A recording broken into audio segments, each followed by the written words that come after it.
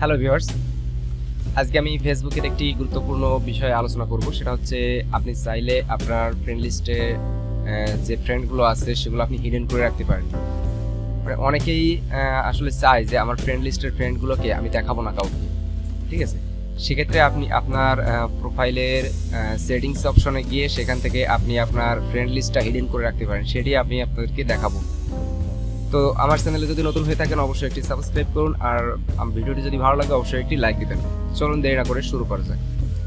তো প্রথমত আমাকে এখানে সেটিংস অ্যান্ড প্রাইভেসিতে যেতে হবে, তারপরে সেটিংসে যেতে হবে। সেটিংসে যাওয়ার পরে এখানে প্রাইভেসি একটি অপশন আছে, এই প্রাইভেসিতে ক্লিক করব।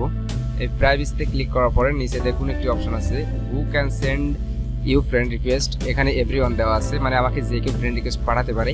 But who can see your friend list, অর্থাৎ এখানে আপনার কে কে আমার ফ্রেন্ড লিস্টটা দেখতে পারবে। এখানে ওয়ানলি মি আছে, অর্থাৎ আমি এখানে আমার ফ্রেন্ড লিস্টটা শুধুমাত্র আমিই দেখতে পারবো। এবং আপনি যদি চান এখানে ওয়ানলি মি আছে, পাবলিক আছে, ফ্রেন্ড আছে, ফ্রেন্ডস এক্সপেক্টেড আছে, তারপরে স্পেসিফিক ফ্রেন্ড আছে, এবং এখানে কাস্টম একটি অপশন আছে।